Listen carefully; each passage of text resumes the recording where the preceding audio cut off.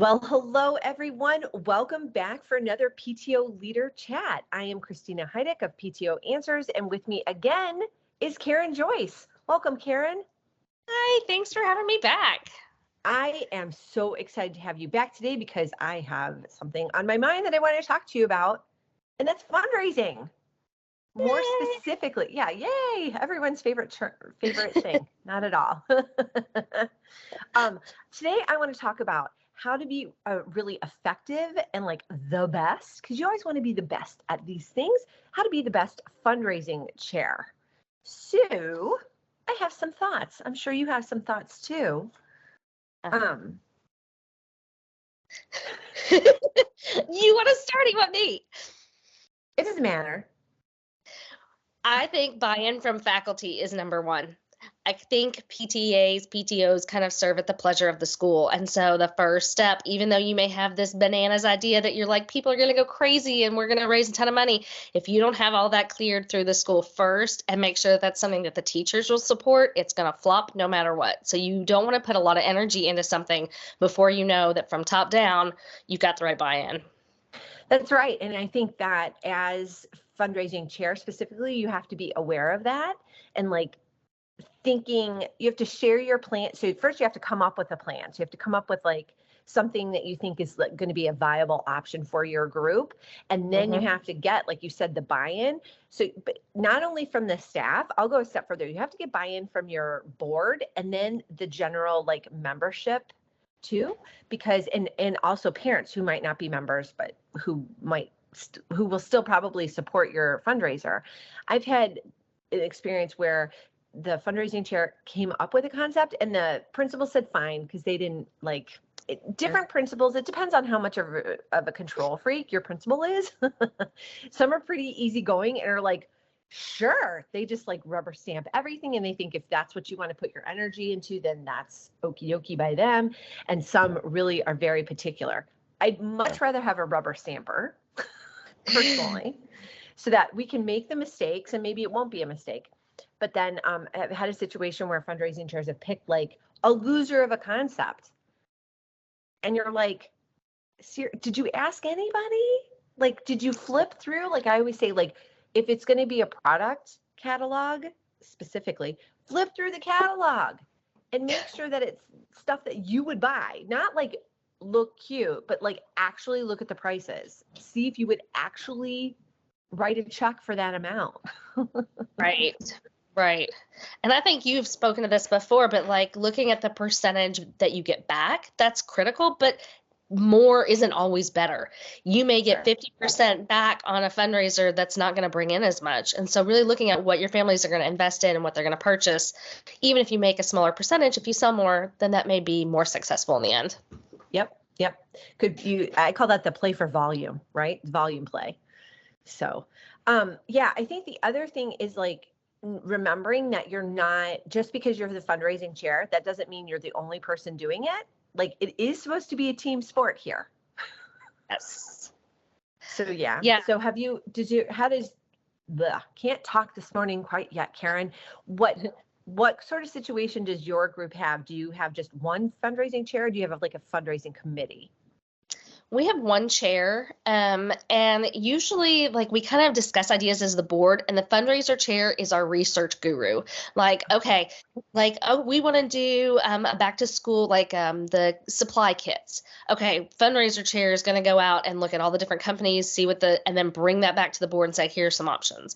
So sometimes it's not always been the idea person, but really the one that delves deeper into, what we can do in a certain area. Yeah.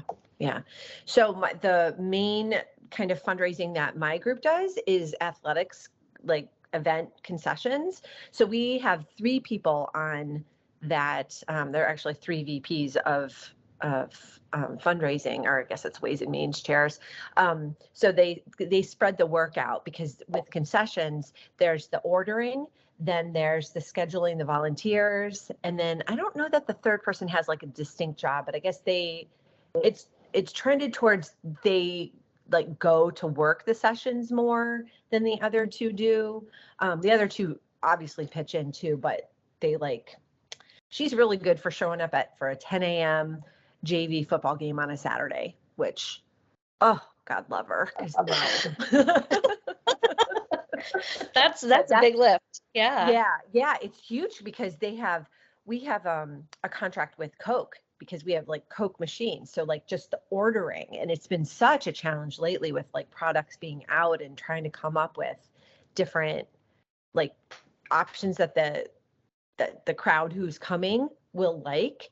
It's quite sophisticated. Like they have a preferred, like not hot dogs. They're technically hot dogs, but like bigger hot dogs as well as regular hot dogs.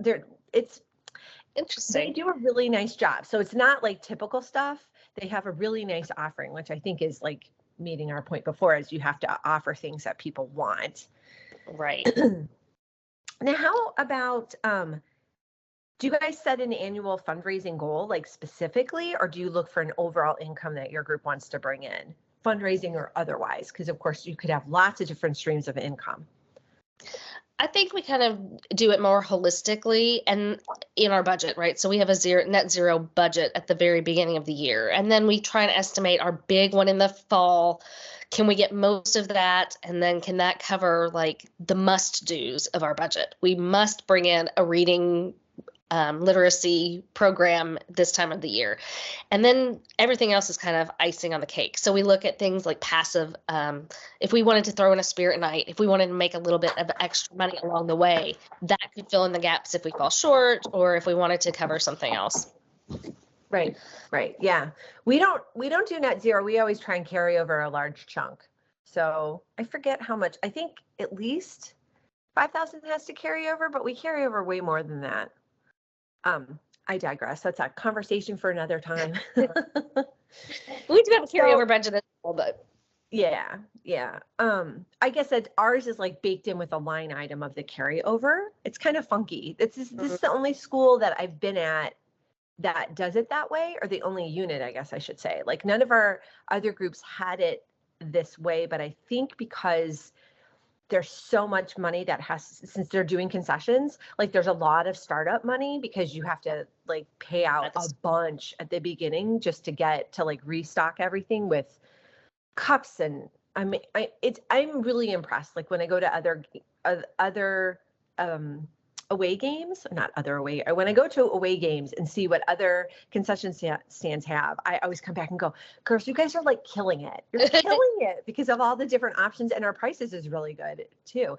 And I'm always like, you need to boost the prices. And like, they're like, well, we want the kids to have stuff. And I'm like, yeah, but it's a fundraiser at the end of the day. So finding a happy medium is always good.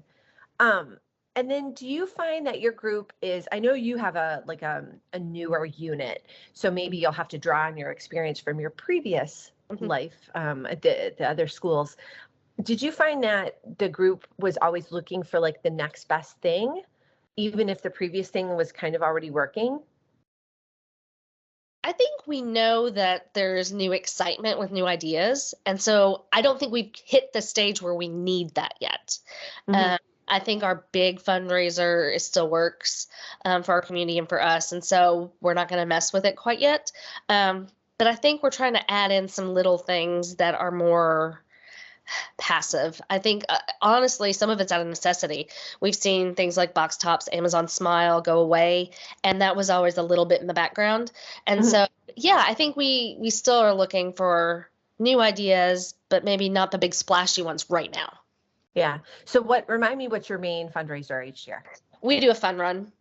We do okay. Destination fun thing. Yeah. Yeah, that's really nice. We tried to, well, the lower elementary school tried to do that, and then the school kind of said, oh, we're doing one, and said, you can't do one. And that was a little contentious because the communication was not there. So when we talked about, I think in our previous video about competition, that was not a good moment. Our chair was mad. Had that same exact thing happen that we were going to do a readathon our very first year, and then the school was going to do like more of a fun run thing, and we were like, people can't do this back to back. They're not going to send in $20 here and then $20 here for nothing. And so we had to backtrack, and we wound up having to renegotiate with the school that it's all PTA funds. PTA membership has a say so in what that funding goes to, but we do split proceeds with some more of like things that are our pillars of our school so that we can kind of help support that and not compete with each other for the big fundraiser Sure. of the year. Sure. And I found that giving, we don't do a split of the proceeds, but like we give a chunk to the principal for like a principal's fund. Because remember, we talked about that before too. And you're like, oh, that would be awesome. So like we write him a check like for, not him personally, you know what I mean? It goes into the principal's fund at the school for them to use. I think it's like $3,000. And so another group was trying to get on concessions. And he was like, well, what are you going to do for me? Because PTA is totally giving me $3,000 a year. And this and this and this and this. And he's like, you know, how is that gonna like shake out? Because if you come in and take it over, then I am losing out, you know, in these different areas. So it was really a great idea for us to do that kind of proactively. That's not why we were doing it, but that was like an added benefit. And so much so that the principal has just reached out to me about a new opportunity next year. And I was like, you don't want to go to another group? He goes, I'm trying to avoid that. I go, oh, because we have our stuff together. He's like, exactly. And I was like, okay. So that's awesome. That was, yeah, it was pretty awesome. And I was like, oh, I don't know if I want this, but oh, this could be an opportunity. We're going to have to like rethink. So this summer, I'm super excited about getting everyone together and kind of rethinking things. Because like I said, traditionally our fundraising chairs or ways and means chairs are just done at athletics concessions. And then any other fundraising has been done pretty much for the after prom committee. So that's like separate and difficult and also needs to be revamped. I think now there's such an opportunity to look at historically what has worked and what hasn't worked. And then more recently, like what needs to change. Because I think if it isn't broken, don't fix it. But also if it's stale, like look at it too. But like with our concessions, I think this last year actually was a rough year. They had too many different options, right? So like there was a lot of, because soda does go bad. It's kind of weird. Like the bottles, I think, go bad faster than the cans. And so we had maybe 8 different options. And so we're like, maybe we don't need to have all of those different options. So next year, we're going to cut back on the number of options. Like 3 people want Diet Coke. So like that, just kids don't drink Diet Coke. That's a parent thing. So we said, okay, they can drink water. Like that is the next best thing, because we were just wasting money on Diet Coke. And so, cause it just wasn't selling through and it was going bad. And, so like, well, they can have water or nothing, but that's like, we're just trying to make sure everyone has an option, but then also limit the choices so that we're not losing money. Because what ended up happening was that we have good sales, but we didn't have enough volunteers. And so we ended up paying groups to fill the different slots, and we netted out to 0 for the year. So it was like all of that work and it was nothing. Now that money did go back into the school because like yearbook volunteered a couple different times. And if they got differing amounts based on what slot they chose. So like for football, that's super busy. So they would get like $400 a slot, but they'd have to like fully staff the either home side or the away side. And like the baseball team, I think they got like $1,500 or $1,600. So like money went back into the school, but we didn't earn anything. And we may have even lost some money if we were being truly looked at it. But when I saw that, I was like, this is not working. We have to figure out something because it's just not working. So yeah, you got to keep in mind that like really look at your numbers, because your numbers will tell you. Yeah, I think that's, to be the best fundraising chair, to really like track all that, to know your inventory, and so that you can make better choices to make the most profit off of what you're doing. Yeah. So that was a sad meeting, because we had to wrap up, and I was like, before we like go on with the rest of our lives, we had a wrap up meeting in November, and I did the math, and I'm like, someone double check my math, because I'm not good with math. I was like, someone double check my numbers here. And they're like, no, you're right. I'm like, yeah, we netted out to 0. That's not good. Yeah. I think that comes up for us because a lot of people think that Carnival is going to be this huge fundraiser. And I'm like, Carnival is an event that usually breaks even for us. By the time you bring in vendors and you want to provide for the kids without charging arm and a leg so that it makes it more accessible, I'm like, a silent auction paired with it, that's your fundraiser. Your carnival is a break even. And Yes. that's hard to like get new people to understand that sometimes these events are great. They're family involving, but they're not always a fundraiser when you really look at the end. Yeah. For the carnival where we always made money. So they used to make $500 maybe, which is like nothing with the amount of time that's involved. It's like, I'd rather just, give blood and donate the money from that or write a check for $500 because it was like hours upon hours upon hours for months and months and months. And so like, it's just not worth it. And then they had not a silent auction, but like a tricky tray or Chinese raffle, where you got tickets and you can put them into the different boxes. And so I flipped that to a silent auction. And then our first year we went from 500 to 1,500.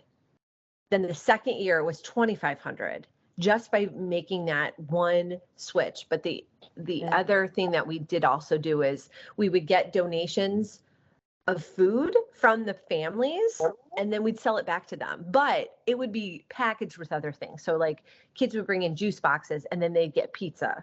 So it was still a deal, but they were subsidizing it. So that way the kitchen wouldn't lose money because pizza can add up. Because we had pizza, popcorn, cotton candy, and like cookies and stuff. So anyway, lots of treats. So yeah, I think the silent auction is a really good way to bring in money to make that into a moneymaker. But otherwise, just tickets for the games, you're not going to get there. No.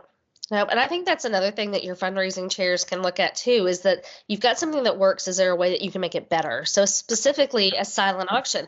Okay, we've done it forever. We make money, but it's all on paper. Would we do better if we moved it all online and gave people the opportunity who weren't here in person? So really drilling down into an event that may be working and step it up one more notch can really bring in more money to your group with minimal extra effort. You don't have to make a new event. You just have to work it a little differently. Yeah, that's a great point. So actually, I have a recommendation for if you're going to do an online auction or a silent auction, check out Better World for your group. It is a really fabulous platform that allows you to kind of plug in whatever you want. So if you were going to do a silent auction, you just take pictures or find pictures of the items, and then you can, it creates like a web page for you that you can share with everyone. And so it allows you to bid in person and online at the same time. So it's really great for those hybrid events because like you said, I think before you mentioned the last carnival, I think was scheduled the same day as the blue-white game or white-blue. And so, yeah, people still could have participated from their seats and in the stadium.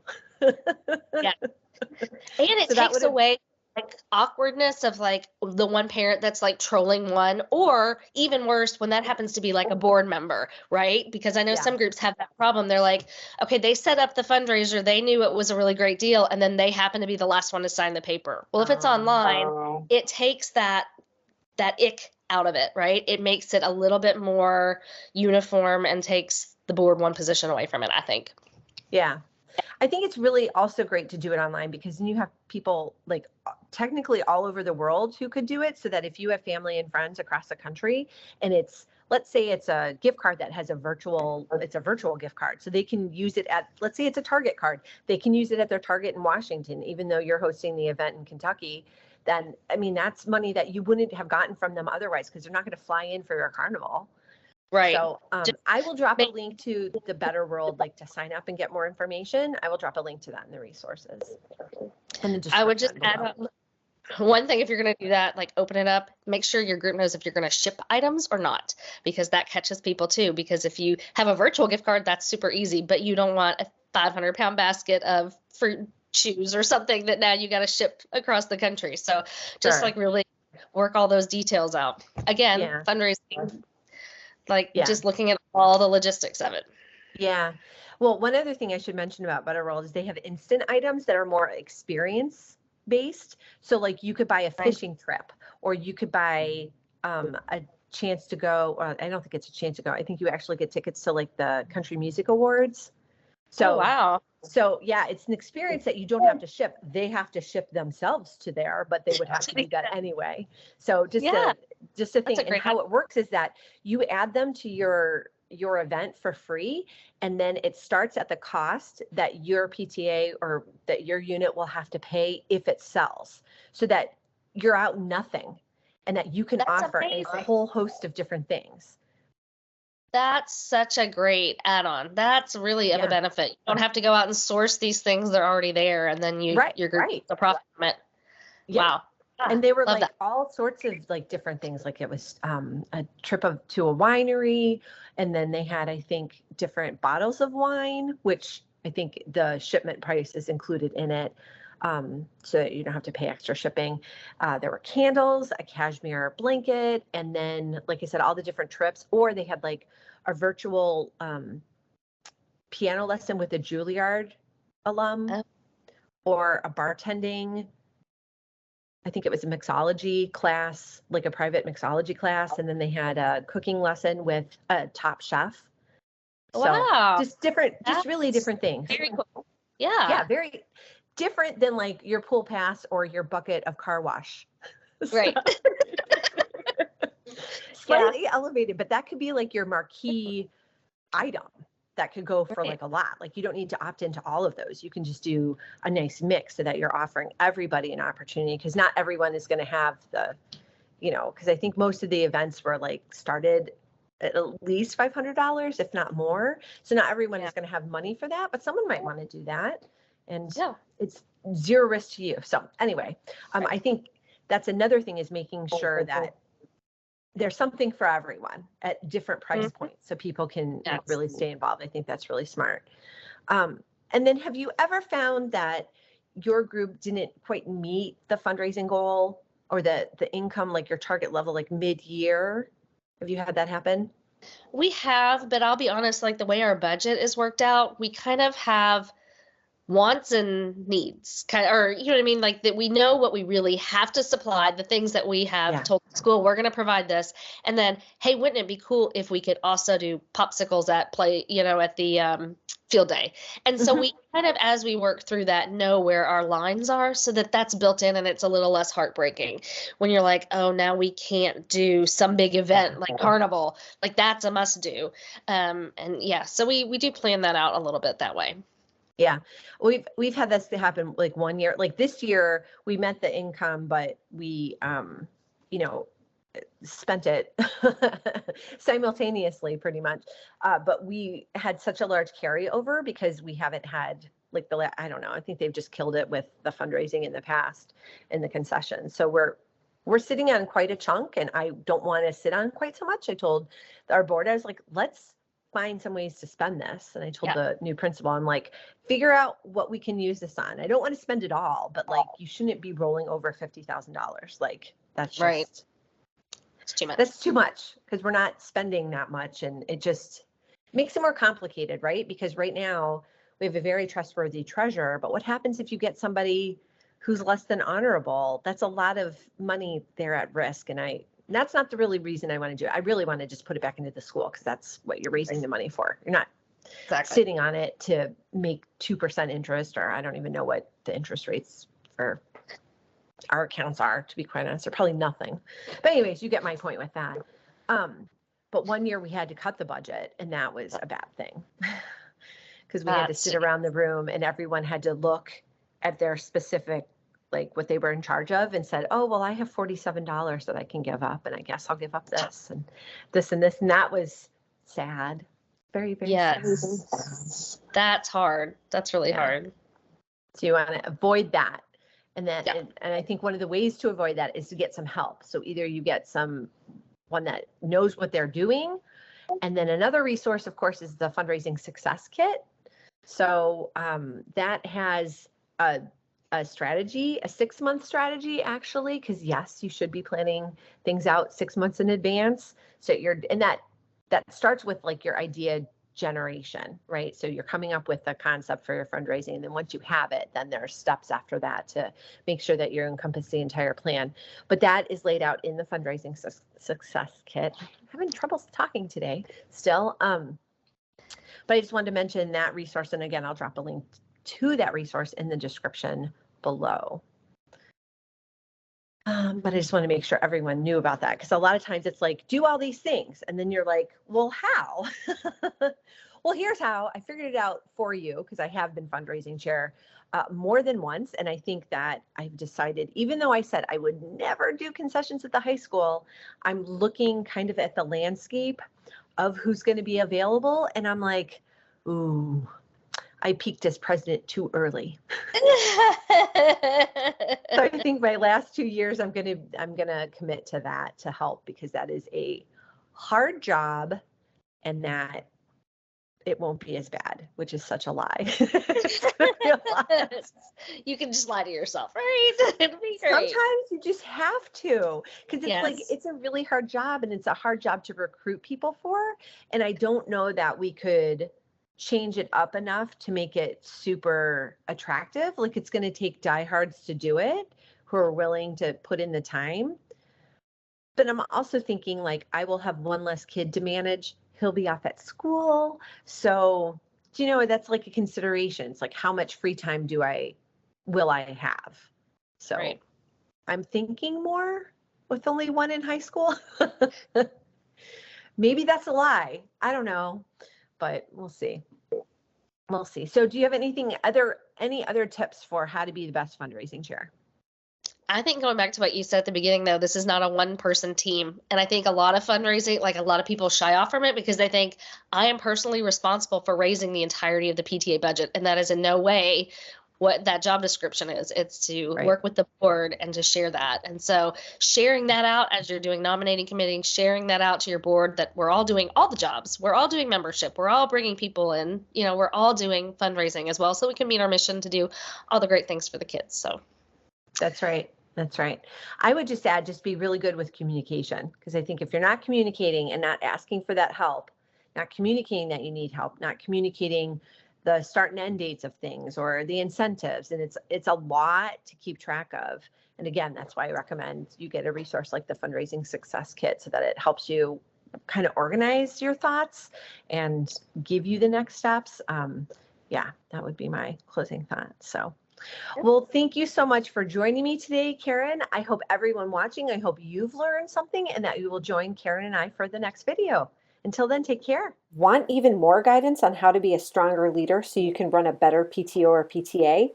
All these resources and more are waiting for you at ptoanswers.com.